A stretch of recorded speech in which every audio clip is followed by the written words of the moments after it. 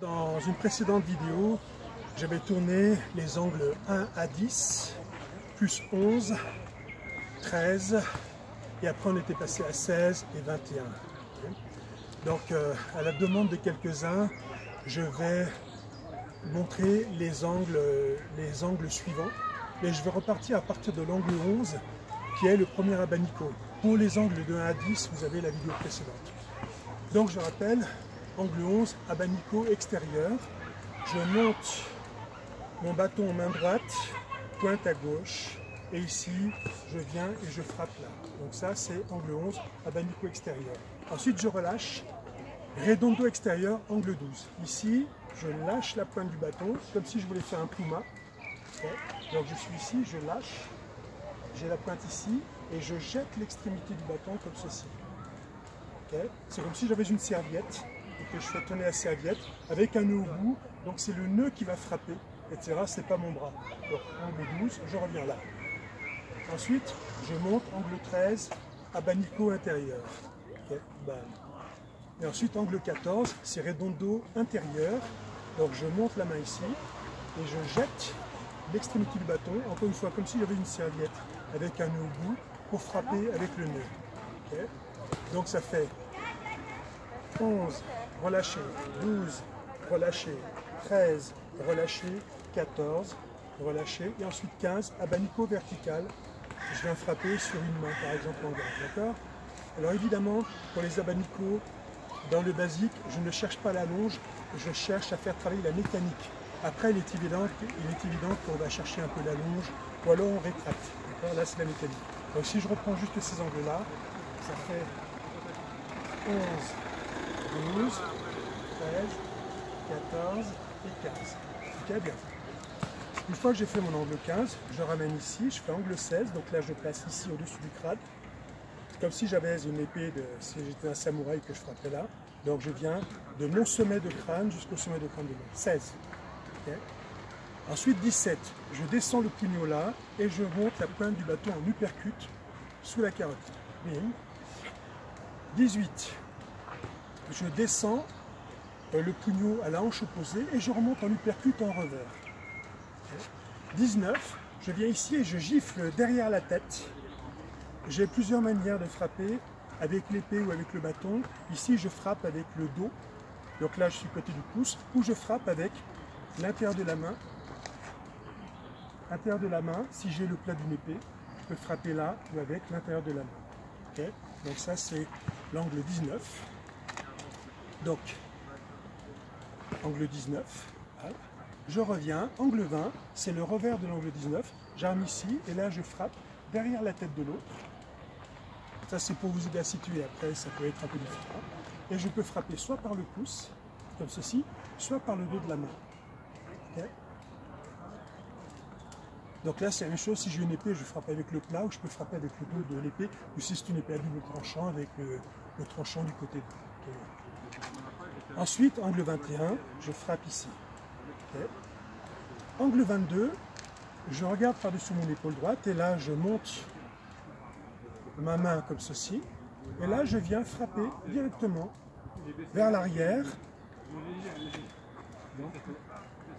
ici, angle 22, je frappe directement vers l'arrière comme ceci, vous voyez, par-dessus mon épaule. Je fais ça, bam, et je peux frapper soit en descendant, soit en venant piquer. Avec un bâton, c'est moins intéressant. Ensuite, angle 23, je suis ici, je regarde par-dessus mon épaule, et je viens, je frappe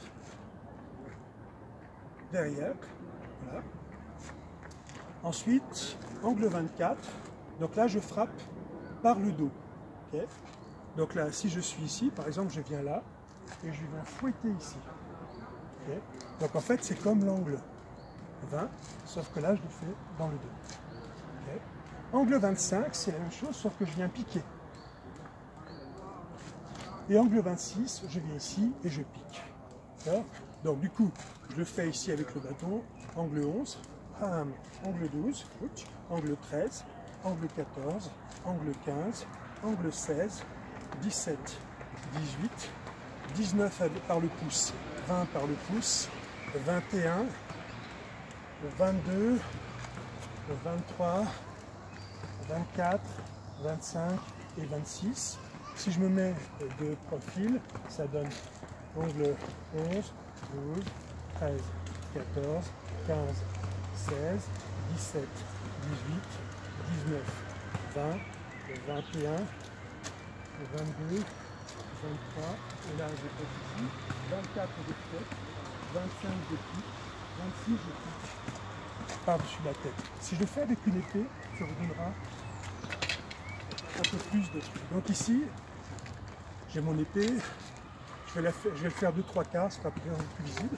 Donc ici, je fais l'angle 11, bim, j'en reviens. Angle 12, je viens trancher avec l'extrémité de l'épée. Angle 12, angle 13, je viens avec le plat. Angle 14, vous voyez, je viens trancher avec l'extrémité. 14, angle 15, vertical. Donc en fait, les abanicos, quand j'ai une lame, c'est plutôt pour assommer ou frapper sans forcément trancher. Si je puis dire. Ensuite, angle 16, donc vertical, vertical. Angle 17, uppercut. Angle 18, uppercut. Angle 19, si j'ai une lame, vous voyez, je peux venir frapper avec le dos. Donc là, j'ai un double tranchant, donc voilà, avec le dos, ou je peux frapper, donc là c'est par le pouce, sinon je peux venir par la paume, et là je viens frapper avec le plat. Angle 20, je peux frapper ici par le pouce, donc là je viens là. Ou je peux frapper par le dos de la main, et là donc c'est plus pour assommer, pour gifler. Okay. Donc si je fais ça, angle 19 avec la paume, ou angle 19 avec le dos, angle 20 avec le dos de la main, angle 19 avec le pouce, angle, pardon, excuse-moi, 19, 20, angle 21, je viens trancher. Okay. Angle 22, je regarde ici, donc avec une épée, je peux aussi frapper avec le dos pour assommer ou pour frapper la clavicule par exemple, ou je peux venir, je pique vers l'arrière. Avec un couteau, évidemment, je pique. Okay. Angle 22. Angle 23, je viens ici et là je tranche. Et angle 24, je viens ici, je fouette. Sur le côté, donc ça vient frapper là. Angle 25, je viens, je pique. Et angle 26, je suis ici et je viens piquer comme ceci. 23, 25 et 26. Okay. Et si je fais un récapitulatif de tous les angles, angle 1, angle 2, 3, 4, 5, 6, 7, 8, 9, 10, 11, 12, 13, 14, 15, 16, 17, 18, 19, 20, 21, 22, 23, 24, 25 et 26. Amusez-vous bien.